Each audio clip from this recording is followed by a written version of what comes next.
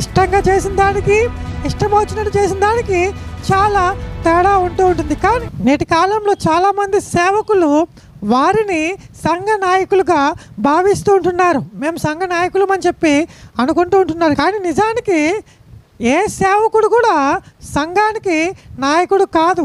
మనము దేవుని సంఘానికి సేవకునిగా ఉండాలి. మనం గమనించాల్సింది ఏమిటంటే కనుక సంఘ నాయకునికి అలానే దేవుని సేవకునికి చాలా తేడా ఉంటుంది.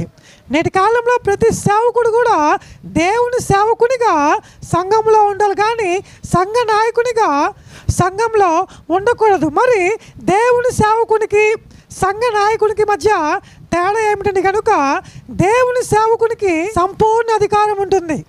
రెండవదిగా దేవుని సేవకుడు తన యజమాని యొక్క ఆజ్ఞలను అనుసరించువాడు.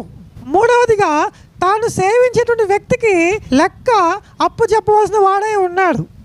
నాలుగవదిగా తన ఉద్దేశం కాక తన యజమాని యొక్క ఉద్దేశమును నెరవేర్చబద్ధుడై ఉన్నాడు. ఈ 4 విషయాలు దేవుని సేవకునిలో కనిపిస్తూ ఉంటాయి. సంఘ నాయకునిలో ఈ 4 విషయాలు కనబడవు. ఏ సేవకుడు కూడా ఒకే సమయంలో దేవుని ఉద్దేశములను అలానే తన ఉద్దేశములను నెరవేర్చుకోలేడు. అయితే తన ఉద్దేశములైనా నెరవేర్చుకోవాలి, లేదా దేవుని ఉద్దేశములైనా నెరవేర్చాలి. అయితే సంఘ నాయకుడు తన చిత్తానుసారంగా తన ఆలోచనలను నెరవేరుస్తూ ఉంటాడు. దేవుని సేవకుడు దేవుని చిత్తమును, దేవుని ఆలోచనలను నెరవేరుస్తూ ఉంటాడు. దేవుని సేవకుడు అనుక్షణం కూడా గృహ నిర్వాహకునిగా ఉంటూ ఉంటాడు. అంటే కనుక అప్పచెప్పిన పనిని అప్పచెప్పినట్టు నమ్మకంగా చేస్తాడు అన్నమాట. అయితే సంఘ నాయకుడు అలా చేయడు.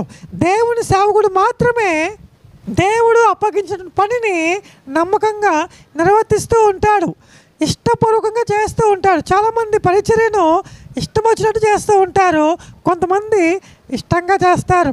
ఇష్టంగా చేసిన దానికి, ఇష్టం వచ్చినట్టు చేసిన దానికి చాలా తేడా ఉంటూ ఉంటుంది. కానీ సంఘ నాయకుడు ఇష్టం వచ్చినట్టు చేస్తూ ఉంటాడు. అయితే దేవుని సేవకుడు దేవునికి నచ్చినట్టుగా ఇష్టం కలిగి ఇష్టపూర్వకంగా పని చేస్తూ ఉంటాడు. ఈ విధంగా మనం సంఘ నాయకునికిను అలానే దేవుని సేవకునికి మధ్య తేడాలు గమనించవచ్చు.